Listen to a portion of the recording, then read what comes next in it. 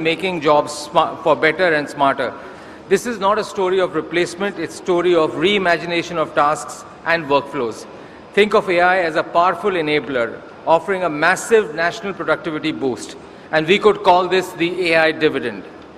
At the CII Partnership Summit, we would like to present 4 elements of this which are essential to capture this dividend. First is AI is our co-pilot, not our replacement. AI can automate or simplify nearly 2/3 of the tasks we perform every day. That is equivalent to giving every knowledge worker an additional 8 to 10 hours a week. The real challenge ahead of us is not mass unemployment, but a mass mismatch between the skills people have and the skills the economy will demand. Addressing this mismatch must become a national priority. The second thing is let's stop testing and start transforming. We will be releasing a report, CII, in partnership with EY, on the report called The Idea of India, and is India ready for agentic AI? And what we saw was that half of the enterprises have multiple use cases already in production, not just in pilot mode. But more than 95% of companies spend less than 20% of their IT budgets on AI. And there is a lot of excitement in almost every organization to try and see how they can use AI, not only just for optimization, but also transforming their business models. And I think the state of Andhra Pradesh is probably a great example of how they are leveraging AI and data to make the quality of decision making much, much, much better. The third thing we are saying, partnerships are a foundation of success. Today, 4 of 5 industry leaders are partnering with platform providers and service partners, and nearly 60% are co-innovating with startups in generative AI. There are 3 kinds of partnerships which are very, very important.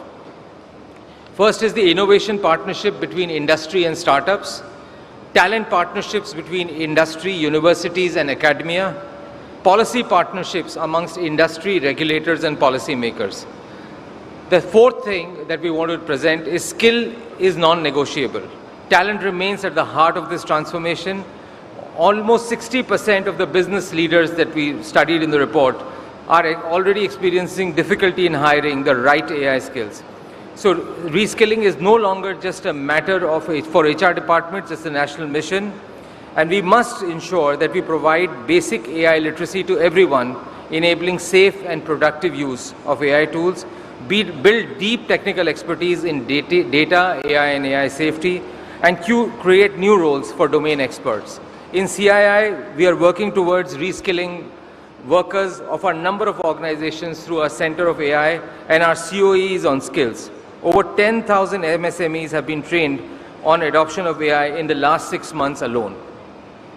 So these are some of the initiatives which we think are very important to make AI a transformational agent for India and a great enabler to India's success. I'll now invite Shri Nara Lokesh, Honorable Minister for Human Resources. Thank you, and shall I hand it over to you, Minister? And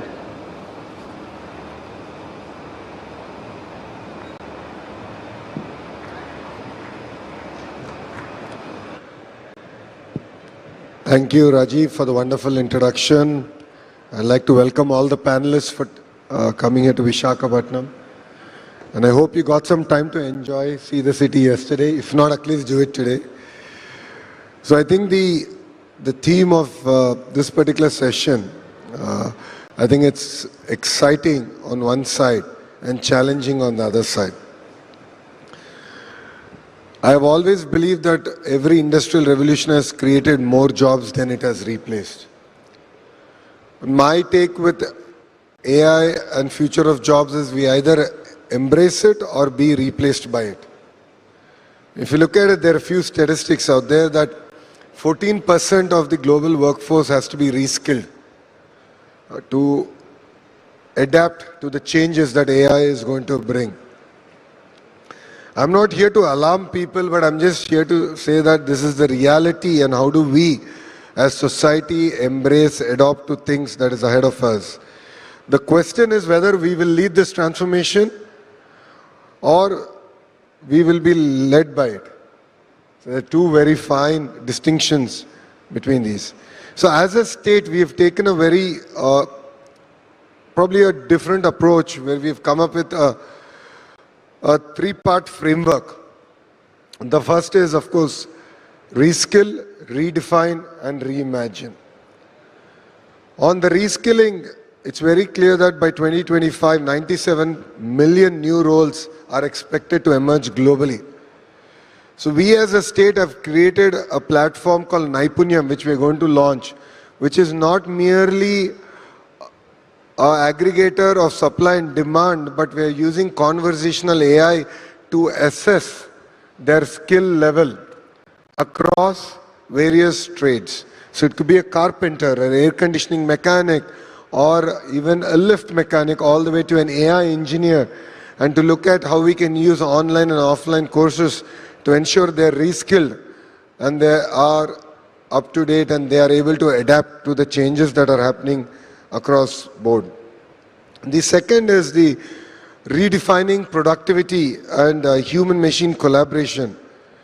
You know, honestly, AI is not a replacement to our creative thinking. So the other day I was in a university and we were talking about higher ed reforms. And the Vice Chancellor there was telling me that almost all the letters, permissions that students give for availing medical or whatever leaves, they were saying that everything is out of a chat GPT this day and age. So my concern is our creative thinking cannot be outsourced to AI. So it's very, very important to look at the fine line in the way we're going to redefine productivity and human interaction. And the third vertical, as I said, is reimagine and reimagine inclusion. One challenge that I've seen every industrial revolution bring about is the divide between the haves and have-nots. And I'm genuinely concerned, and the Honorable Prime Minister of India, Shri Narendra Modi ji, has also raised this point multiple times, where the divide with AI should not grow. In fact, it should be a bridge and not a barrier for economic progress. So as a government, we are really excited on how we can use this AI revolution to bridge the gap between urban and rural and ensure that the underserved are really skilled. And AI enables us to build an amazing platform to do that. To sum it all up, the age of AI is here. It is not going to be a threat to humanity, but I believe it is an invitation to elevate humanity. And future will be built by us, by the thought leaders who are sitting here. I am a policy maker, I am a politician, I understand these two sectors quite well. But my ability to understand the corner of AI or where the turn is going to be is not there. But you understand this better. And all of us together should reimagine the way we're going to interact, the way we're going to do things together. And what we as a state here offer is a platform that will stand the test of time and politics, that will live its sense of purpose and ensure that the changes that we bring about is not merely cosmetic, but it's fundamental. And it will transform the way people of Andhra Pradesh, people of India will embrace and use AI going forward. So it's important that all of us ensure that future of work is not just about productive but purposeful. It's not just automated but augmented. It's not just intelligent but inclusive. Thank you very much.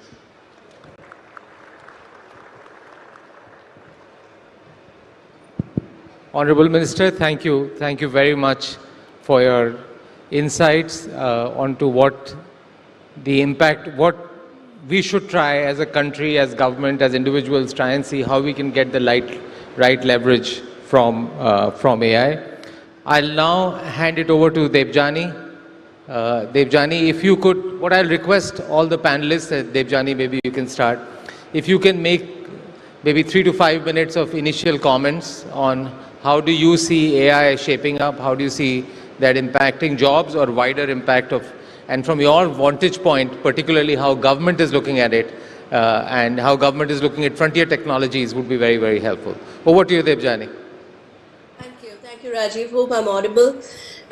Respected Minister, all distinguished guests on stage in the room, a very good morning. And Minister Lokesh, I'm very sorry I couldn't be there in person and experience the beautiful city, hoping to make up for it very soon. But a huge thanks to CII for the invite. Since this session is about AI and jobs, I'm so glad that, Minister, you said what you did, because I think it is time that we set to rest this debate that has been going on for a very long time on whether AI will impact jobs or not. The short answer, yes, it will. And it is important that we acknowledge this upfront, because that's only half the story. We need to now focus our time, our energy to what really matters, which is the other half of the story. How can India turn this disruption into a massive opportunity? So, as you said, job transitions driven by technology, they are not new. We have seen them from the printing press, textile automation, computers. Every wave disrupted jobs, but they created many more, and sometimes they created better ones, most times actually. So the job disruption, as I keep saying, is just one half of the story. And to understand the full picture, the Niti Frontier Tech Hub, along with the industry partners, undertook a very detailed study of India's 8 million tech workforce, of which 6 million is in the tech industry, 2 million in other industries. And let me, in these 3 minutes, share very briefly what the key findings were. First, yes, jobs will be disrupted. Areas like software development, customer experience, call centers, data entry operators, etc. AI is already giving a 15 to 20% productivity gain. And we believe this will get to around 40 to 50% very soon. This, we believe, will lead to around a 2 million disruption in the tech roles in India in the next 3 years. But that is again only half the picture. AI is also creating an entirely new universe of jobs, but it's very different. The jobs that are getting created are very different from the jobs that are getting displaced. These jobs are far more specialized. So roles like prompt engineer, AI DevOps engineer, AI architects, none of them existed 5 years back. You go and search Google or whatever your search engine is to see when these names started propping up. They started coming up in 2022. And today, they employ thousands of people globally and in India. So, but what we are seeing is there won't be one single large job category like we've had in the past, like data entry operator, which employed millions of people. Instead, what we will have is a combined growth of many specialized roles, which we expect will expand India's tech workforce significantly. And our estimate is it will add around 4 million more jobs to the country in the next few years, provided the tech spend stay the course. That's a major assumption we are building in. And two, we are building the right skills in the country. So if we have to change this narrative, and I would sincerely request Andhra to take the lead in changing this narrative, the narrative has to shift from job loss to job transformation. And as we talk about job transformation, three things we need to look at. First, work will change. So we apply what we call a 3W lens. Work will change, as I've said. Second, workers will change. Today, a developer, it's not going to be enough for a developer to just know coding. They have to know LLM APIs, for example. QA engineers will need to know edge case analysis, for example. So the job roles are changing, the worker roles are changing. And third, the workforce pyramid is changing. The routine entry-level jobs that you've had at the starting point, the end of the pyramid, these are shrinking. The mid-level jobs are getting way more specialized.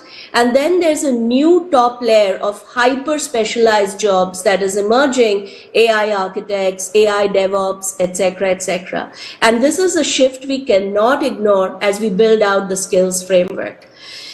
So I'll sum up by saying AI is not going to create millions of similar jobs, but it will create thousands of deeply specialized jobs, which will result in millions of employment for the country. And we believe that if we can act with urgency, coherence, our tech and CX workforce can grow from 8 million today to 12 to 13 million by 2031, positioning India as one of the world's largest AI talent powerhouse. But there is a need for coherence. And this is why the Niti Frontier Tech Hub, in its study, has recommended that we need a national AI talent mission, which is a whole of government approach that brings together the different skilling initiatives that exist in silo into a national effort. So in closing, the difference between job loss and job creation, I strongly believe, will depend entirely on the choices we make today. We have the talent, we have the scale, and I do believe we have the intent. So now what we need is urgency, collaboration, and unity of purpose. And Minister, as Niti Frontier Tech Hub, we would love to partner with you, with CII, to see how Andhra Pradesh, the framework that you're building, how that can create a framework for the rest of the country to achieve this purpose. Thank you very much. Thank you, Debjani. Very clear comments. I think very similar to some of the findings that we have in the report, that it's the nature of jobs that will change, and how, as a country, as a society, how we equip ourselves to be ready for that change will determine our future with AI. So thank you very much. I will now hand it over. Maybe we'll start from this corner here. Joe is my partner in crime in EY. He is based in the Valley. Just came here for a day. So Joe, it'll be great to share your perspective. You heard a little bit about where India is, but it'll be great to get your perspective on what's happening around the world, in the world of AI, in context of jobs and generally overall how the development is going on. Thank you, Rajiv, and thank you for the hospitality to CII. It's always amazing to be in India, and the hospitality of the people is something that I think is really special. From an innovation perspective, I think what's important is every single client and every single organization and every single government around the world is asking this same set of questions. The speed of technology evolution is something none of us have ever seen before. And so really there's three key components that are going to be required in this next wave of transformation. One is around the digital workforce. And when you think about the digital workforce, and we're in India today, what you're looking for is digitally native and AI-led workforce. India actually has the youngest workforce and the most generative AI usage in the world. So India is really well positioned from a workforce perspective. That's number one. The second component around the next wave of AI evolution is data infrastructure. So without data, there is no AI, and the data infrastructure is so critical. That includes everything from the infrastructure that the government sets up. It includes digital commerce, as well as the network capability that is in place. And again, India, I think, is leading the way from that perspective. The third is what we've talked a lot about already today, which is, I refer to it as the innovation muscle. So innovation muscle means the training, the reskilling, the culture, the entrepreneurial spirit of the organization or the country is going to be actually, in my opinion, the most important component as we think about the future of jobs. Now, to be clear, and I think we've heard this today, I think every industry is going to have a massive transformation as a result of AI. Every industry will be impacted. We are seeing some industries impacted more quickly than others. For example, finance and professional services. Those jobs can be, those jobs today that are repeatable, they can actually be automated with agentic AI. But every industry, from manufacturing to healthcare to life sciences to consumer packaged goods, will be impacted by AI. So when we think about jobs of the future, what we think about is there's three components. Level one is humans plus AI. That's actually what a lot of us are experiencing today. We're using Copilot, we're using other tools and technologies to help us do our jobs better. Some productivity gains, some quality gains, but not significant change yet. What I think is going to be really significant is level two, which is where humans manage agents. So if you think about that, that means that you need to onboard the agents, you have to recruit the agents, you have to train the agents, you have to certify the agents. This is an entirely new workforce that doesn't currently exist. That's going to be a big area of job growth. Level 3 is actually where humans are managing the intelligent orchestration of agents plus physical AI. So that's when things really start to progress very quickly, when you talk about agents and physical AI. And if you think about the job growth there, for example, physical AI, we talk about the actual data required to simulate these robots. We talk about the testing required to simulate these robots, and then the certification to put these in place. Some components around sovereign AI are really critical as well. So how do you actually orchestrate that at the local level, whether it's within a country or jurisdiction? So to me, as I think about India, I think that from a global perspective, it's massively ripe for really taking advantage of this next AI evolution. You have the right digital infrastructure in place. You certainly have the right talent. And I think the key is going to be, can we put together the right innovation muscle to train the next generation of workforce as quickly as possible? Because the world needs India to be successful, because that's going to be the next wave of growth from a technology perspective. Thank you. Thanks, Joe. You're right. I think both in terms of skilled workforce and also the amount of data that we have, I think if we can tap into that, whether using sovereign data or sovereign AI or other things, and also skilling our workforce and building use cases here, I think we could at least, on the innovation side, we may be slightly behind, but at least on the use case side and leveraging that internally for our efficiencies, I think it's a great opportunity. I'll now hand it over to Professor Soumitra Datta. He is been a dean in some of the leading universities in the world and is very actively, both from an academia and industry side, very actively engaged in AI and modern technology. So it'll be great to get your perspective, Professor. Thank you very much, Mr. President, and good morning to everyone.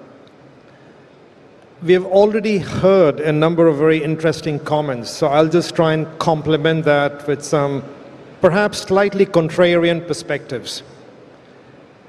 As a professor in academia, I'm very worried when I read reports like yesterday in the Wall Street Journal, when the journal is predicting that the 2026 class is seeing the worst year in terms of employment that they have seen in more than a decade. When I look at not just, for example, there's a lot of talk of reskilling, which is very important, I don't deny that, but what about the millions of young graduates coming out of university today? What about their jobs? What about their careers? I think these are very important questions ahead of us. Now, why do I raise this perspective?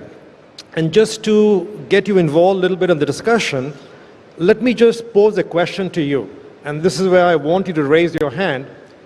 How many of you think today AI, whatever you define as AI, is roughly equal to human capability, human intelligence, roughly whatever you define as that? Just raise your hand if you believe today we are roughly equal. Okay, very few hands. In 5 years' time from now, raise your hands. How many of you think will be roughly equal? Okay, many more. In 10 years' time, how many of you think? Pretty much everyone. Okay, thank you. Now, if you look at what human beings do, we do essentially 3 buckets of things. So we interpret patterns in data, whether it's marketing data, machine data, whatever. We create new patterns, creativity that you talked about earlier, and we form human relationships. Empathy, that's very important. Take the first part, interpreting data. Hands down, machines do it better. No question about that. Creating new patterns, creativity. Maybe you have a question mark on that, but believe me, today machines are almost as good in almost every domain. Now, you still have human designers in many domains, but they often are just orchestrating the output of machines, suggesting possible patterns out there. So machines are there or better than human beings in most of that area. You might argue and say empathy is just for human beings. That's what machines cannot do. Have you heard of a bot in China called Yonsei, which is the real-life girlfriend of more than 600 million Chinese males? Now, this is not a joke. This is a real-life implementation of the movie Her, in which the man falls in love with the operating system, released in 2013. Now, you might think, well, these are funny examples, but guess what? Bots are now being used for psychological counseling, counseling teenagers, people with mental health conditions, and they're actually often seen as better than human counselors. So what I'm just trying to say is that if you look at all the three dimensions, analyzing patterns, creating new patterns, forming relationships, machines are actually getting there.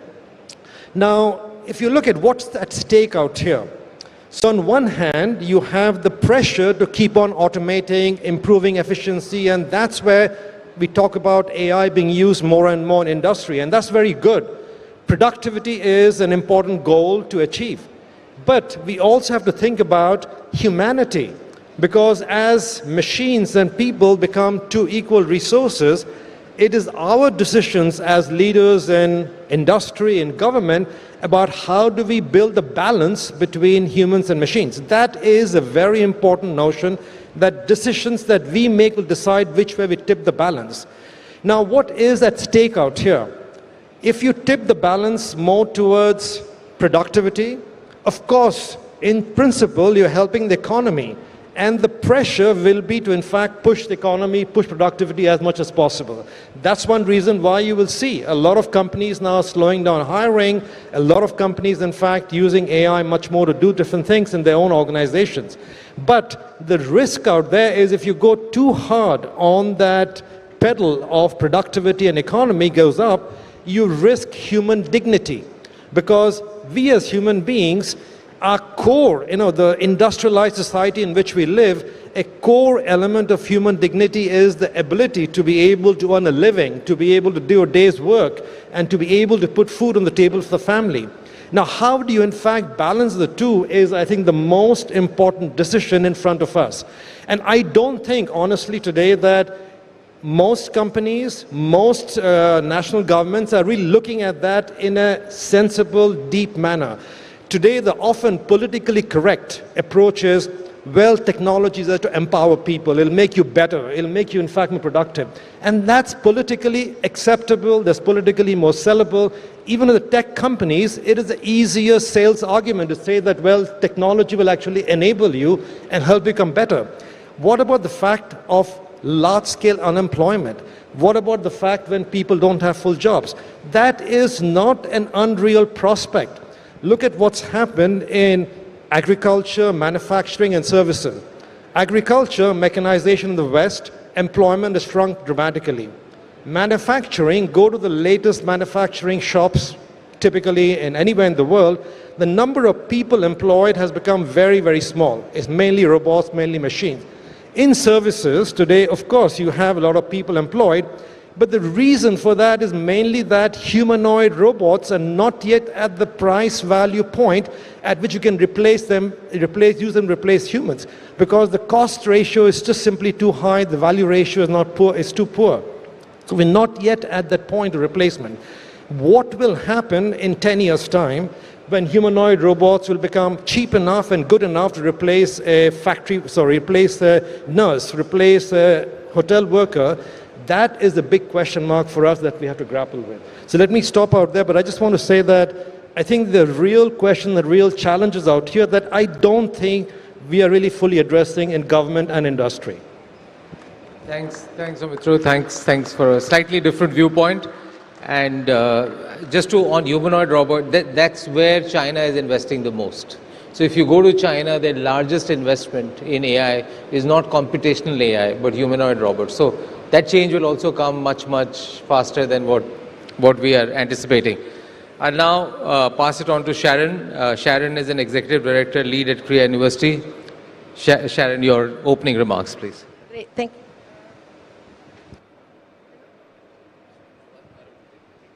Thank you. Although I study technology, it really evades me. I really appreciate the comments by my panelists. Maybe I thought of providing a little bit of a different perspective, given that I instead of looking on top and in the future, I look in the reality right now. I'm Canadian, but I've been in India 17 years and vastly invested in talking to every corner in the rural areas in the field and bringing back stories to forums like CII or even to the government to see what's going on. One of the key learnings, two things I learned from India. There are several decades in one country. Some people are at the forefront of the decade, like one of our panelists. I'll talk to you about the big majority are still in a previous decade that we need to bring in on board for the inclusion story the Honorable Minister mentioned as well. The other thing I understood from India is averages don't work. India, you have to look at extremes to understand what's going on in this country. So given that I'm in front of a panelist and in front of a crowd of a lot of business people, I'll focus my work on the opportunity and the productivity topic where I work a lot in the space of gender, where the topic of integrating women in the labor force is a huge one here. So I focus on the positive aspects of AI is to making women more visible. I think 70% of women businesses are at home. They don't have access to networks like men do. They cannot go outside. So I have seen a lot of positive aspects to see how can women be embedded in online platforms like ONDC, which are not perfect yet, but allows them to sort of like be more visible. And if women are more visible, they'll have better access and better opportunity to markets, but also finance. One of the key things of business is you need to have access to credit and finance and opportunities, no? So the opportunity offered by women is immense. I think women can have those digital trails, women can have access to networks and opportunity, and women could be more visible. So that's one aspect I feel that's very important. I think that would also increase a lot the work for women.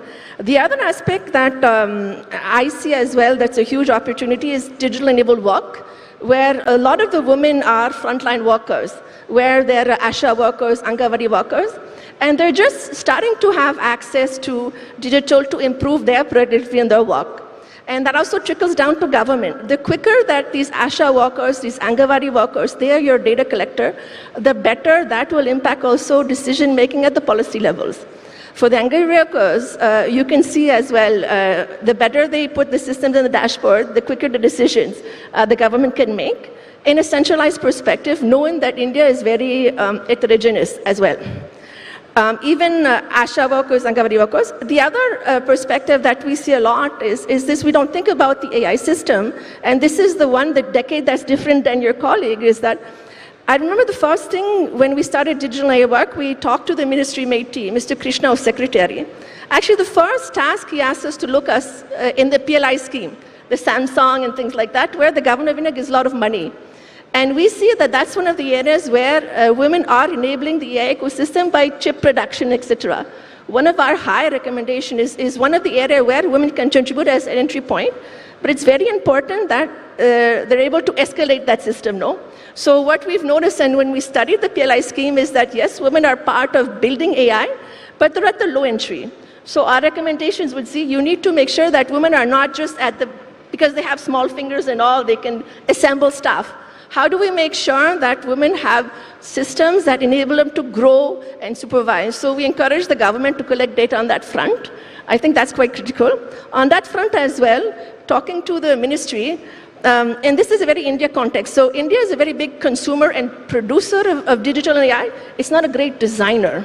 So, and very few women also are part of the design, and very few people in general. I think India itself designs their own maybe 15%, which is staggering. And I think that's where an area where you need to integrate and be more exclusive. Not only women, even people from remote communities, tribal areas. I've seen fabulous examples from that front.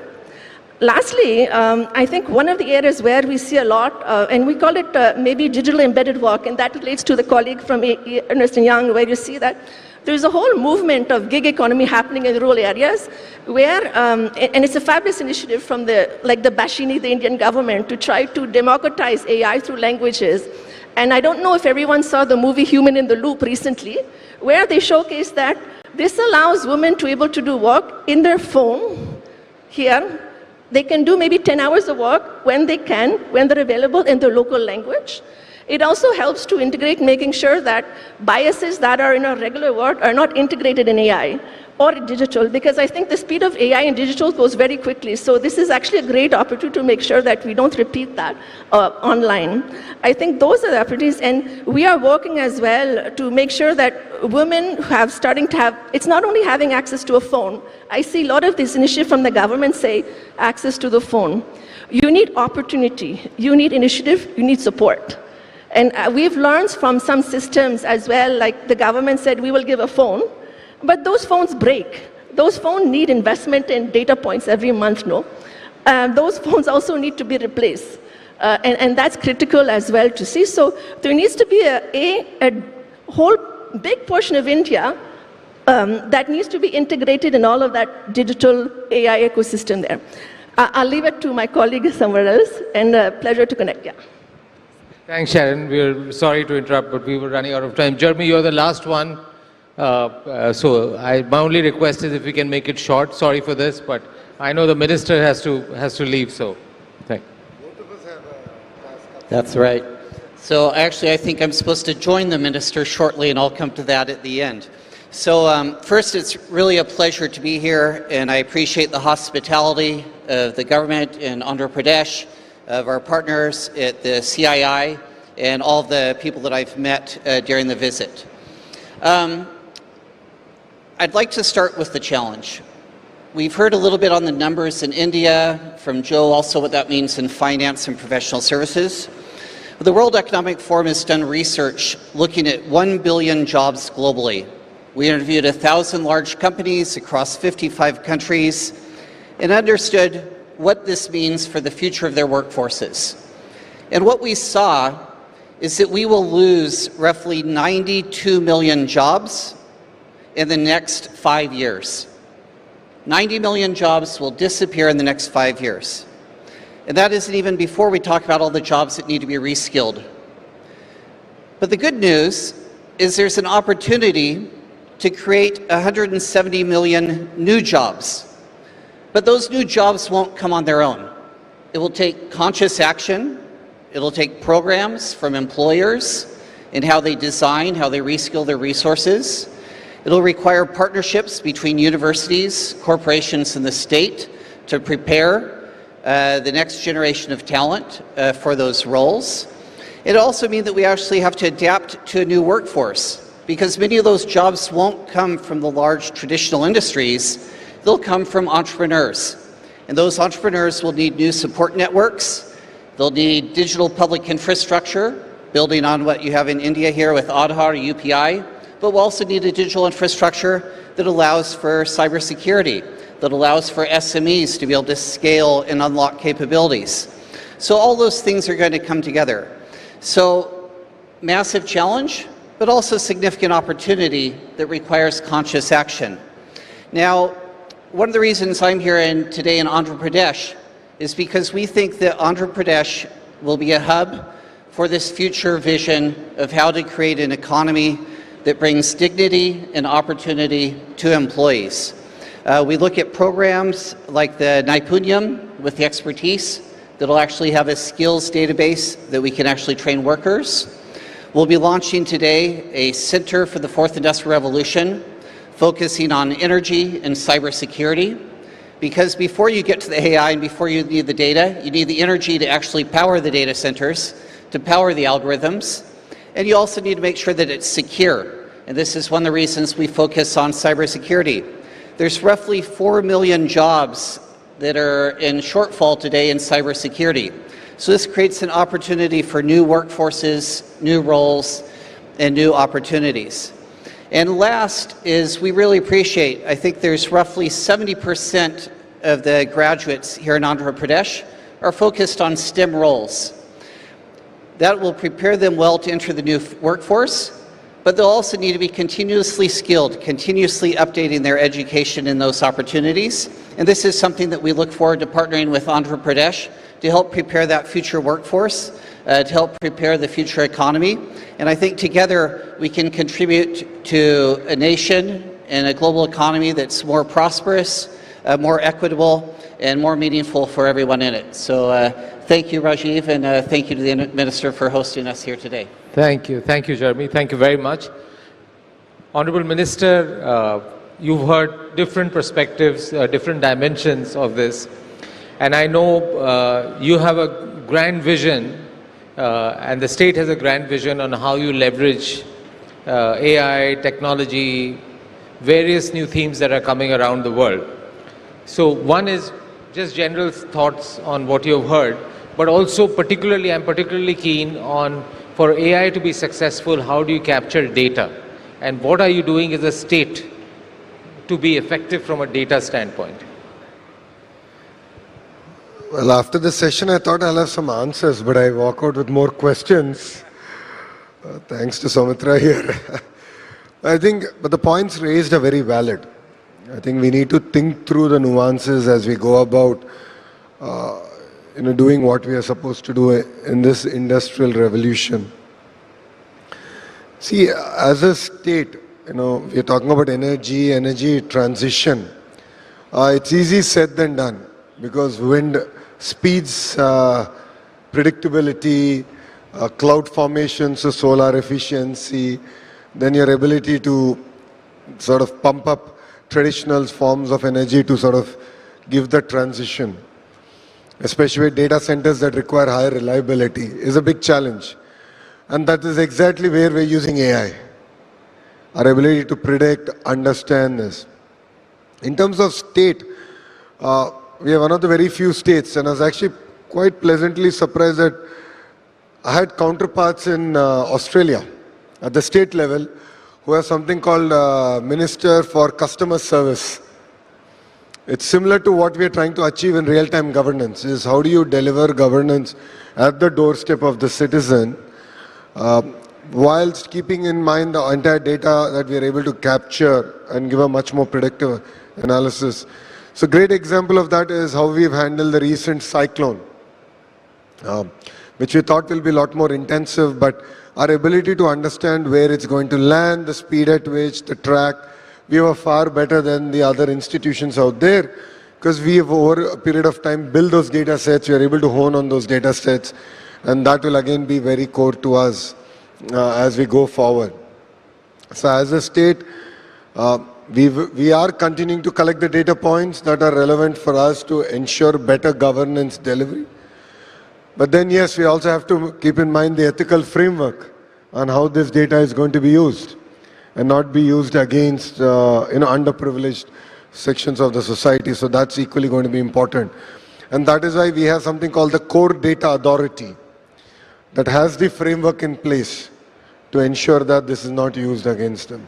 But then honestly, I think all of us sitting here are just trying to understand what is AI, its implications on humanity and how it's going to change our lives here.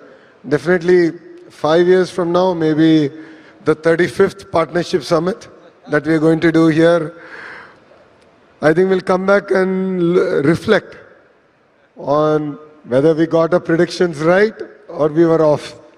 I think because all of us here are pretty much guessing where we'll be 5 years from now. Thank you very much. I think we are run out of time.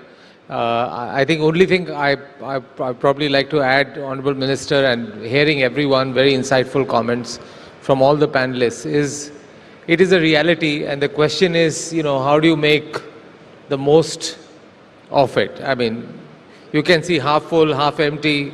Different people can have different perspectives. But if this is going to come, then as a country, as a society, as an organization, how do you make the most from this? Be ready, be prepared for this transition. And I think that's what, at every level, I can see that there's a worry, there is fear, but there's also some sense of opportunity of change. And I think what Debjani mentioned, what they're looking at from a government standpoint, if they're able to create that institution, that'll be really good. So before I let you go, CII, in partnership with EY, we have put together a report, and we would be really grateful if you could launch the report, which captures the present state of agentic AI in India.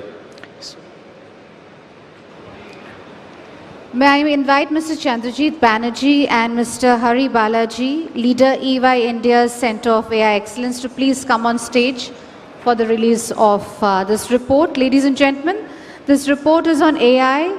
Is India ready for agentic AI?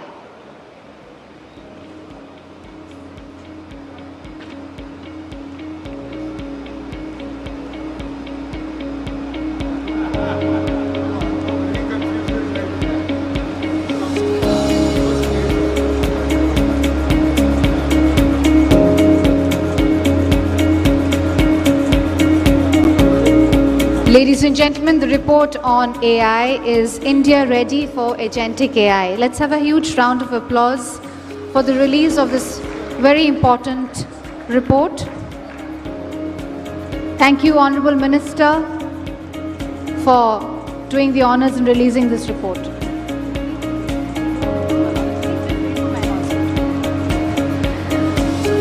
Ladies and gentlemen, may I please invite Dr. Mrs. Suchitra Kela, Vice President of CII and Co-founder and Managing Director of Bharat Biotech International Limited, to kindly come on stage. We have the MOU exchange between CII and Bharat Biotech Limited.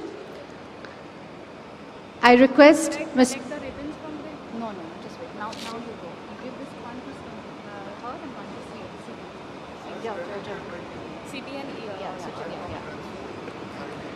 I'll request Mr. Chandrajit Banerjee, Director General of CII, to kindly join in for the MOU exchange. Ladies and gentlemen, this is between CII and Bharat Biotech Limited. Through this initiative, CII Bharat Biotech will equip 30,000 youth in Vijayawada with soft and employability skills and provide career counseling and placements over the next 5 years. This is being done under the gracious presence of our Honorable Minister, the MOU's exchange between CII and Bharat Biotech Limited.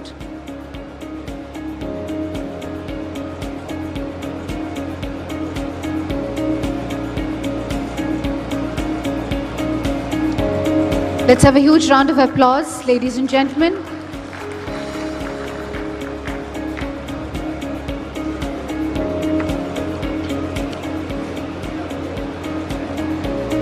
We will now present the mementos. May I please request President CII to kindly do the honors in presenting the mementos.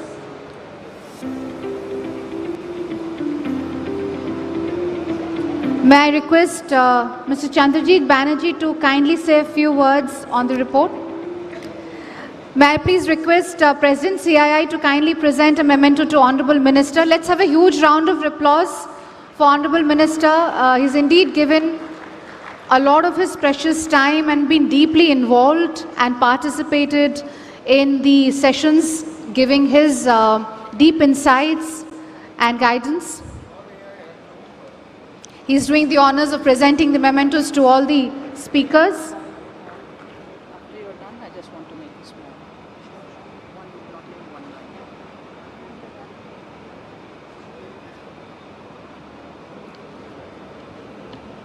I request our speakers to kindly come forward.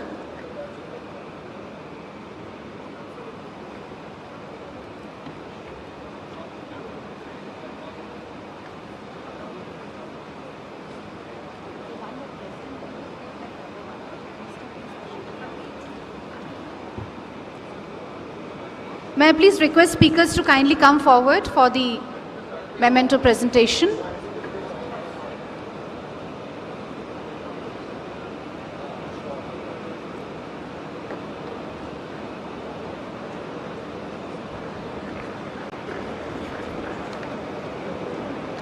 May I request Ms. Sharon Buter to please come forward for the memento presentation.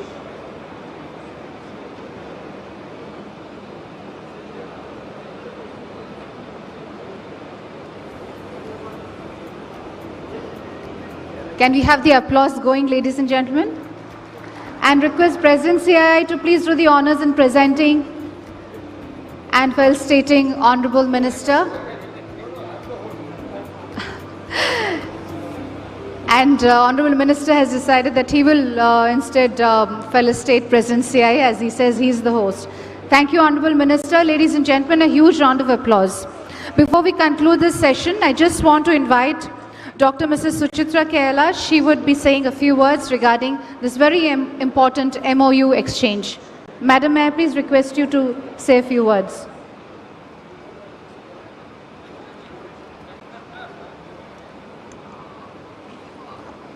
I just would like to make a small